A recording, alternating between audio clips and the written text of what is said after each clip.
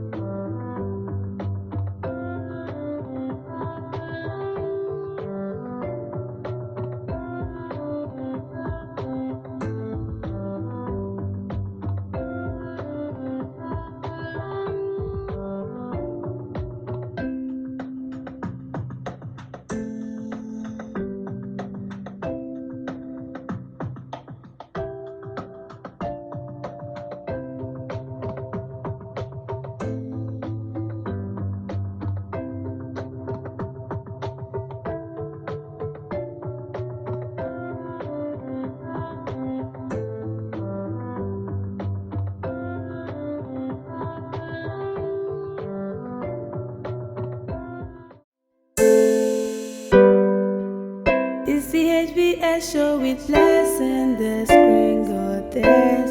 History behind success of your role model.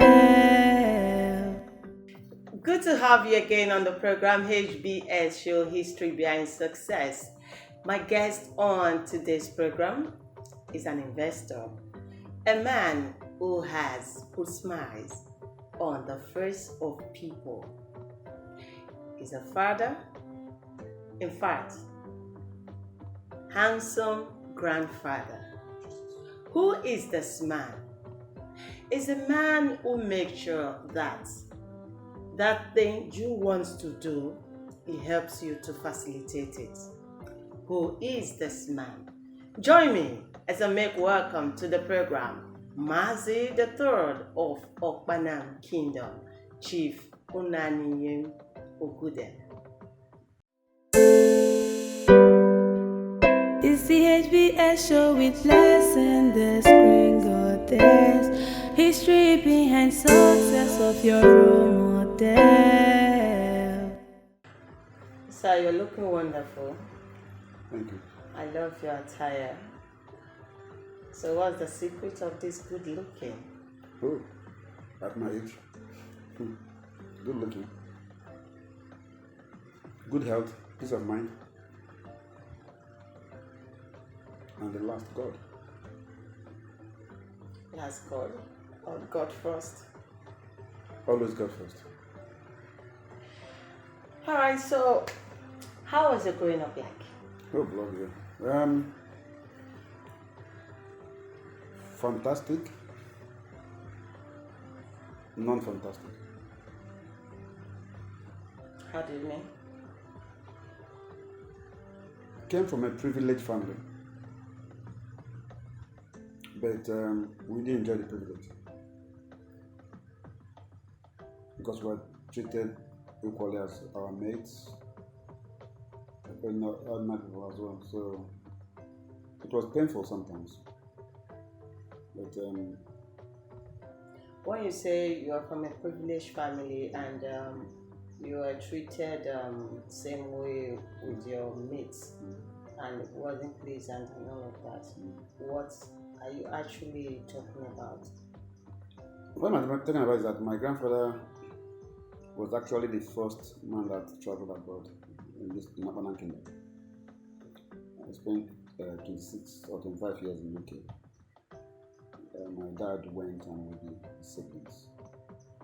We were all born in UK and back in Nigeria when I was about 3 years old or so, or thereabout. With my younger brother, who was about a year thereabout. And it was tough growing up with their grandparents without knowing that they're not their parents. Because we didn't know that we have parents. We only know that our grandparents are our parents. Till my parents came back from London, and it was very difficult to adjust. And I have a very, very difficult father. He was a teacher. Very, very difficult man. Disciplinarian to the core. But the disciplinary was overboard. Why? When somebody goes to make you lie down, they flog you 24 for your national. How do you feel? And sometimes when we steal their money, because me, I steal their money, I'm not sent. And then when they ask me, I always say I'm the one who took it. I don't lie. I don't have the time to lie. I tell the truth. So the guy, let me recollect what happened one time like that. I think I stole my grandfather's money. So my stepmother caught me and told my grandfather about it. He used that money to pay for my jam. Okay. They refuse to, when you ask for money, they don't give you. That's why I swore in my life that my children, when they ask, I must give them. I refuse that my children will never lack and they will never live in anybody's house because of the experience. So my dad will now, sorry, let me go back. So my uncles, my dad, everybody came. They woke us up on Saturday night, both was downstairs. And after beating, probably they flogged him. If I say this, it might be exaggerating. If you think so, but it's not. Probably about 96 struggles they came. With blood. 1%. Yeah, with the blood from the back to my bottom. After that, Iso was poured on my body. Because look what I was stubborn. And I'm fearless to date. So, but that's not the way to bring the kid up. That's what I call child abuse. Because there should have been a way of doing it. And I hated all of them.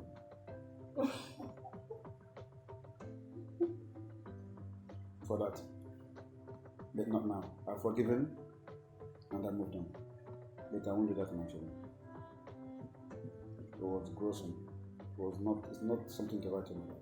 So was it your grandfather that was flogging you or your uncle? No, my dad. My dad? My uncles joined because I think I'm the most hated one out of the whole grandchildren. Why? Because other grandchildren don't want to pull their weight. They are privileged. My dad is a teacher.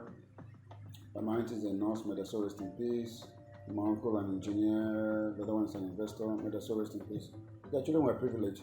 So anytime they come back home, we'll be doing dirty jobs. Washing plates for them, cleaning the compound. And they're there sleeping upstairs. Can you imagine? And my uncle would tell me, oh yeah, come and clean this plate. I said, yes. I said, I won't do it. So I've been a rebellious kid. I refused, point blank. So there's some humiliating things, especially by my uncles, towards us. And my dad seems to neglect that side of his responsibility. But he's still my dad. So tell us about your education and background. If I tell you that, you cry.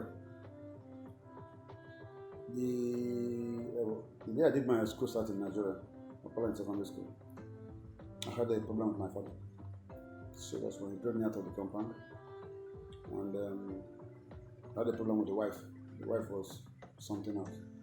But as I said, it's all forgotten. I'm an old man now, so I've forgotten everything. And because of the problem I have with my dad and the wife, my dad was looking for me everywhere to deal with me. I will not say what it is, but to deal with me. So whenever I'm in the exam hall, the guy will appear. So I have to run and leave the exam. So when I left, I didn't have any result. When I left Nigeria, I had no results. So I went back out. So that year, I think that was December. Yes. So we went back to see my mom. Went back to my mom in the UK, in London, where we spent our lifetime. And from there, I went to a school called Sadok College. Did my O-levels there. London. Then Vauxhall did my A-levels. Thank God. Then I went to not London Polytechnic. I think it's a university now actually. So that's where I did my HND technology. That was it. I know if you go to school there, I don't tire. Make I tell my children. But I might go back to school again, thinking seriously about it.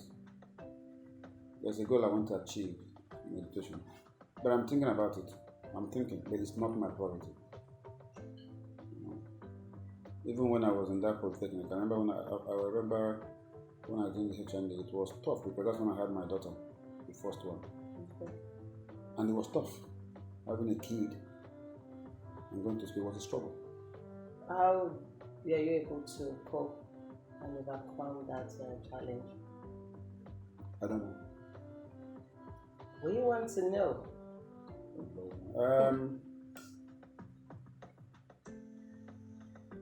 My brother supported me, my younger brother Che.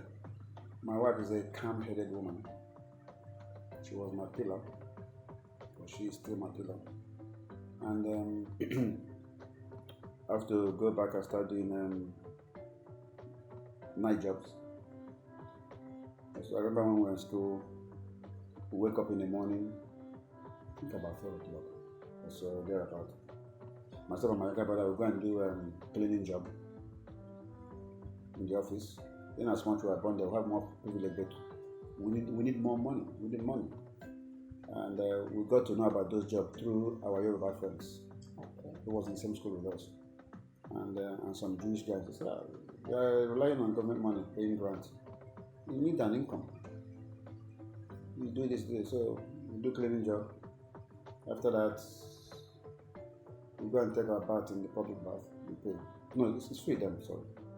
From there to school. After school, after college, straight to go and do cleaning job again in the evening. Then from cleaning job, we graduated to washing plates in the restaurants, in the bars, which was fun. Because they pay you cash without tax, so it was fun. So I personally don't see anything wrong about that. And because anywhere I go, I take my younger brother with me. Okay. So I think after that, we now graduated of doing a minicar taxi weekends, which was good money then. I remember when I worked in a restaurant on holidays. My wife was the cashier. And, of the restaurant? Yes, and I was the cleaner of the floor. Cleaning the floor, which I don't say anything wrong with it. But people were laughing at us and others. But I have an ambition. For me, I don't care how much you laugh. I used to agree with you. That will not concern me. I know what I define, and I must pursue that one ambition. So that is it, basically. Wow. As you were saying, you have a lot of controversies and challenges. Yes.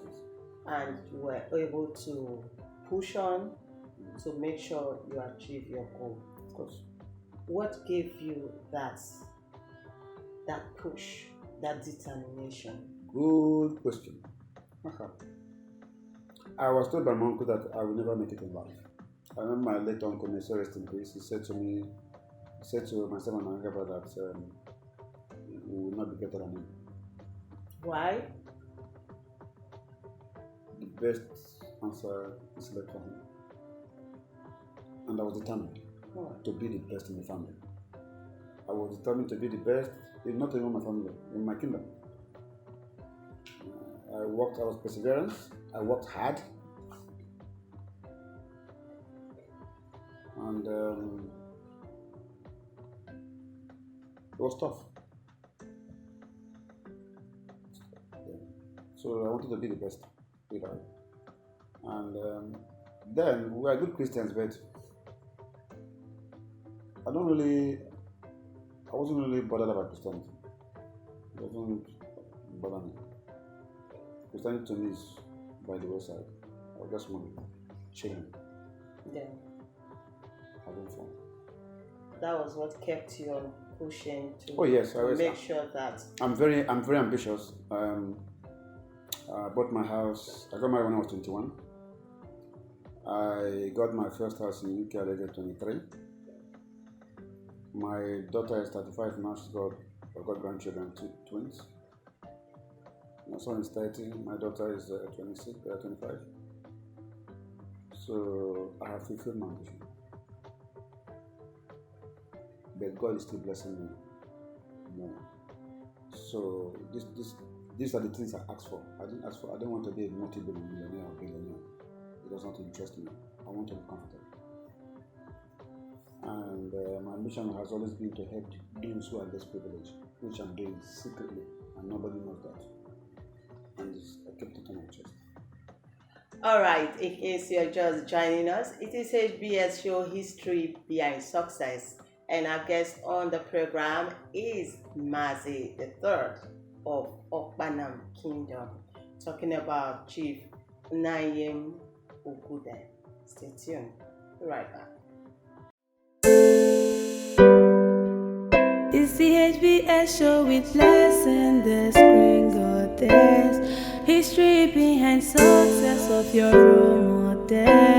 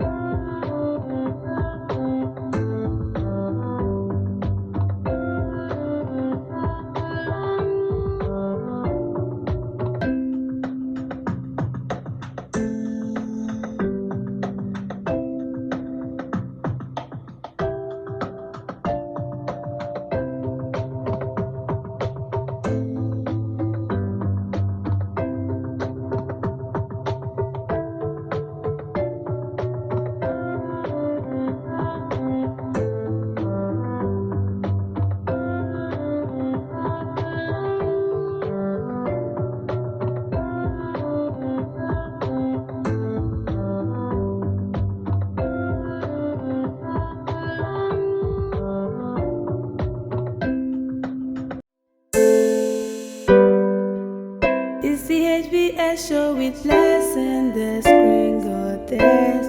History behind success of your role model.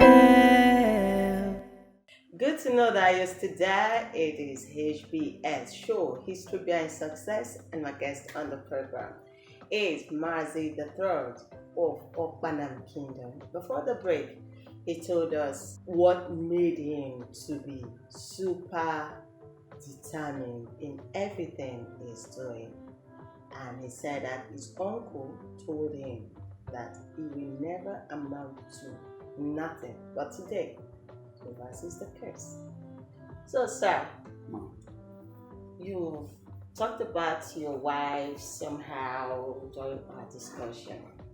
How did you meet your wife? I saw her during the Christmas period. That was 80, in the early 80s. She was in school in Lagos, and she came from another rich home, probably richer than us. Okay. But it's not the richness I'm looking for, the wealth I'm looking for. It's just her attitude, her behavior, And her beauty. I don't look at women. The beauty is in the heart. No, because she's very beautiful. Is she? Yeah, she's beautiful. She's not only beautiful. She's an angel. When I say beautiful, it's an understatement. I would say she's gold.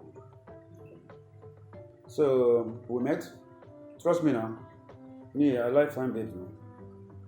So when I see the babe, I just look and. With one eye. And say, this guy get it when I find babe. How far will go this way? So I told one of my friends, he's in America now, so I said to him, I like this babe. He said, if you're not going to like you near that babe, it's not be me now. So I approached her, we changed numbers. And when I traveled back to the UK, we continued communicating. She travels to UK like no man business with the brother, sorry. And when I was ready to get married, because I was determined to get married early. Okay. Because I want my children to be my friends, Okay. which they are today. They're all bigger than me, taller, doing their own things. So then, I did something funny. I had 2 girlfriends in Asaba. Okay. Plus, I said, no, let me write this person. I said, I want married. So, me and I, with the old people's argument, I wrote them how much I love them. I like it. My wife will always reply. When she was dear Nnanyem, at the end, okay. Other ones will tell me, oh, sweetheart, love. Those things does not trip me. I like natural women. So I now have to go back to my drawing board and slept on it. And I woke up in the morning and I said, that's the woman I want to marry. So what really tripped you? Was it the hobby she was calling you? She was simple, Okay. natural, simple. What you see is what you get. She's not artificial. So sweetheart is artificial. Yes, it is. Yeah, it is to me, yes. I'm an old school. When I was younger then, I was an old school. Yeah. And I have this instinct that if I see someone and I like the person, I go for it. But if I don't, no matter how beautiful or ugly you are, you're not going to move me. So I like the simplicity. You have to be simple. That's me. I don't need all this rash materials stuff. So anyway, that's how we met. And how we got married was another story. So the brother doesn't want her to get married to me. She wanted to get married to probably some billionaires like him. But she told him no, that is not possible. That he's in love with someone, and he didn't go well. That did not go well with him. So one day I came back to Nigeria, and I told her, let's go. She was scared about her brother saying, "Allah, you must come out. You must carry you. Say that airport, my man, the water." So then in Nigeria, you don't need visa to travel. That was 84. Yeah. So got a passport. It was a night flight. I think it was Lufthansa, I guess. So go to the airport, and in the plane, we're in the plane to take off. Yeah, we saw the brother in the plane. So somebody told him that I think they went to my auntie's house, and my auntie said, "Oh, yeah, I've just traveled." So somebody said, "Oh," somebody gave them information. So you're not a big man now. What do you expect? And they came there, took the sister from the plane. The police came with him, took her out, and I flew back to UK on my own. Then you can use someone's tickets to travel. Then it was okay then. So I came back to Nigeria the following week because I heard that the brother was giving her back to Asaba. He doesn't want her and the late brother. So I stormed back to Nigeria. Following week. Bam. I'm a stubborn man, I don't move. What I want, I get. I don't give a damn. I stormed, meet one of my friends, BK and Ibuza. He was an immigration officer. They gave me some security. Took her from Sabah. When I came, she was shocked. Told her, "You come with me." He said nothing will happen. I did. I forgot. So my grandparents, they were not happy with me at all. Like, this boy still like this. Me, I'm not sending. We went straight to Lagos. We boarded Nigerian Airways. Security was tight. That time I don't get it back. And we went. Off we go. So UK. Straight. Then I think the brother heard about it after a couple of weeks that she had left the soil. So he came to UK. And went to the immigration. My people, some Okpanam people, some of them helped him. Oh, they will deport her, they will do this, they will do that. So one person advised him that I work with the government and I'm born in UK. Yeah, you shouldn't try anything because that boy might do and then do. So the life continued. But later on in life, we became friends. But I'm happy what I did, and I benefited from it to date. So that's my life. You got married at what age? 21. Wow. Okay, sir.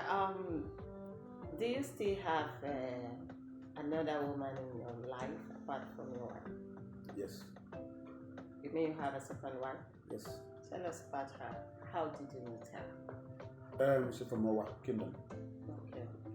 She was the teacher in my secondary school there. And when I saw her, it's not her beauty, it's her intellectual. She's bright, she's eloquent, and good heart. No human can be stubborn. She's stubborn, but in a good way. In fact, she's the one that encouraged me to go into politics. People don't know me. People that know me know that I'm young at heart. And they know that I'm a man who doesn't think evil about anyone. I live a simple life. I don't respect you because you are rich or not. I rate everybody equal. If you want to dash me money, you dash me. If you don't want to dash me, now you sabi. So I don't have that evil, you think of, that's my covenant with God, in fact, is that the day I would think evil of anyone, may I sleep and not wake up. Because I don't see what I've done. But nobody say, you won't plug my eye, I go look you. I go plug that too first before you plug my eye. And I have a forgiving spirit. I'm recording with you now, we don't talk for a couple of months, a year.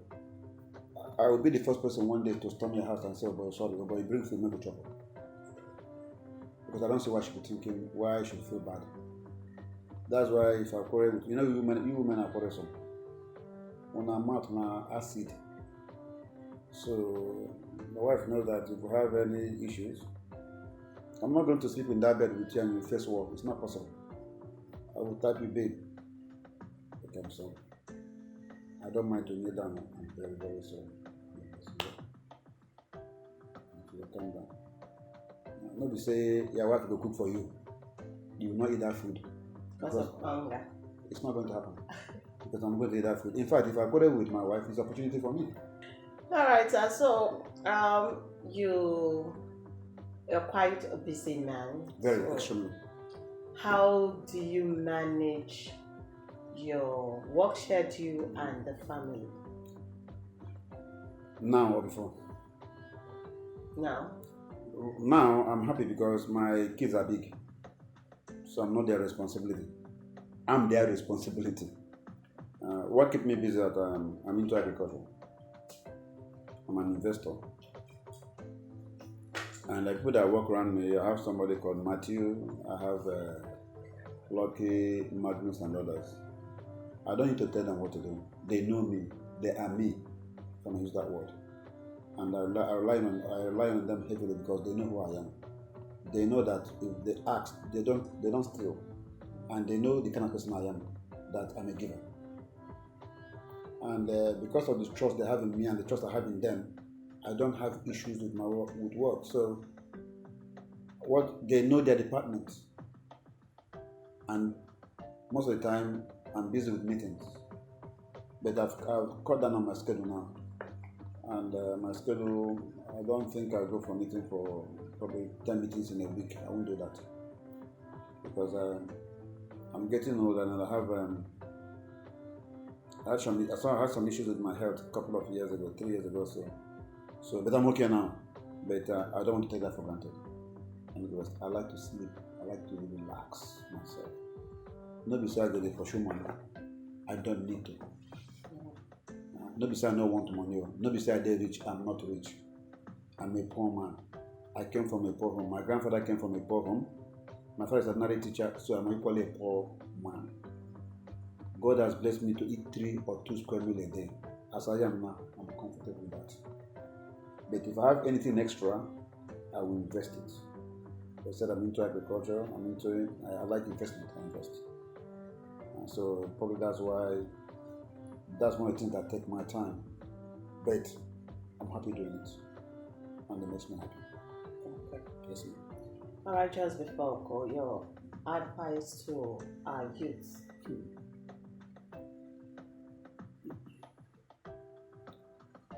You know, the youth of today, they don't like criticism. They think they know it all. And the way the adults deal with children, especially in Nigeria, is pathetic.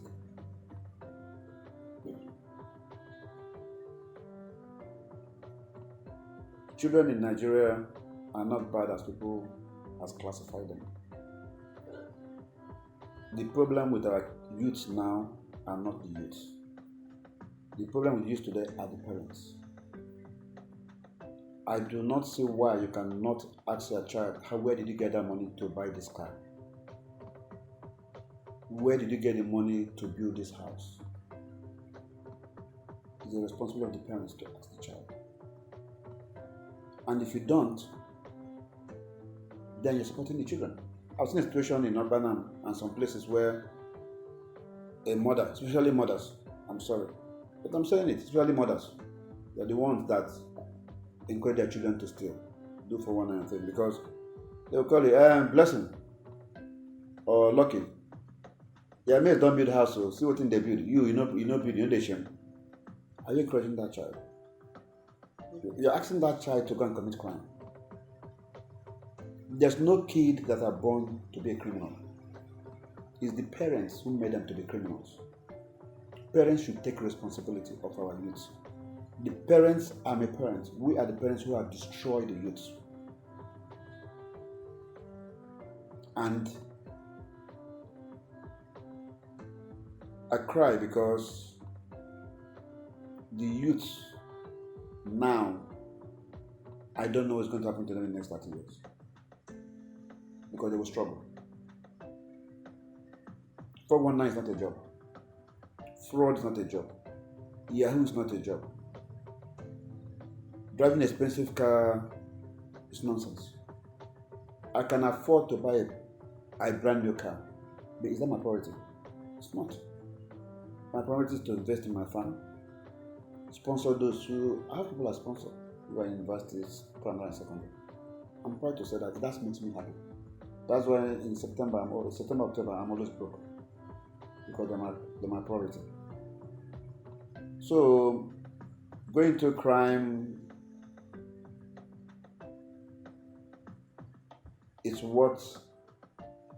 it's difficult to explain. So advising kids or the young ones, it's a mirage. It will be a miracle for them to change, except if the government change a bit of the constitution regarding youth and empower youth. When I say empower, I mean it's not compulsory that kids have to go to work in the civil service, work in the bank industry or whatever. Why don't the government create a loan base where these kids can take the money, access the money, build an industry? Because most of the kids are ambitious. They're very ambitious. They do not have the wherewithal. They don't have the financial muscle. Yes. So encourage them. Most of the youth will do it. People will say, oh, they will steal the money. No, you monitor them. If you don't monitor them, yes, it will happen. You monitor them. You see this empowerment I'm talking about? People don't know the meaning of empowerment. Nigeria in particular don't know the meaning of empowerment. The government are not doing well. Delta State, Governor Kowa is doing well with empowerment. People are not assessing it. People don't ask. The only thing they're interested in is to criticize the governor of the state. The governor in particular, even his own son, has his own business. It's only one of the children that is into politics. They are doing their own thing. That's how it should be done. The kids nowadays are not ambitious anymore. The parents now dictate for them what they will do. Go and steal. So my advice to the youths is that please go into agriculture. People must buy food. Go into agriculture, do something. Be in partnership. Team up. Can probably have about 10. I know that the company I work for, we're about 15. Of course, we teamed up and we're working together. Now, we've brought in some kids to come in. Like what we're going to start doing next year is that we'll stop paying salary to the youth that work with us. I've told them that we should stop it. From next year? Yes. Why? Why should I pay them where you're working for me for 2 years, 3, 5 years, and you don't have anything to show? You're a wicked man. What you do, give them their shares. Sell one of the shares, 1%, 5%, give them those shares. They work harder. And they'll earn more. We expand them. We'll retire one day, we'll be old. They take over. Charity begins small. As you are now interviewing me, not tell me say when you're in school, you are not thinking of interviewing me. You learn, yes or no? Yeah. You can't house, when you're building a house, you have to lay foundation first. Yes or no? That's true. So that's all the advice I can give the youth. They will not have the money to access their loans, I agree. But the government should provide that.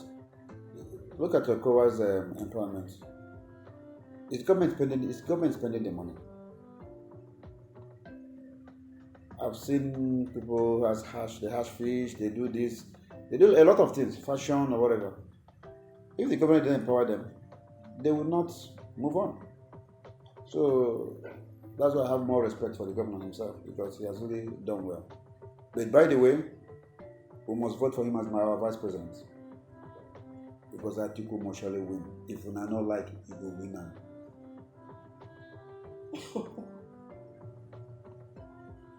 All right, thank you very much for your time on the program. Yes, how much you beg to pay me? I'm not how much you want to pay. Okay, we've come to the end of the program HBS Show History Behind Success.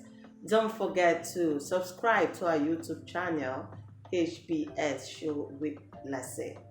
And my guest has been Mazi, the third of Okpanam Kingdom, Chief Nnanyem Ogwuda. And I am Blessing of Romeo. So it again, don't miss it. It's the HBS show with lesson, the screen goddess.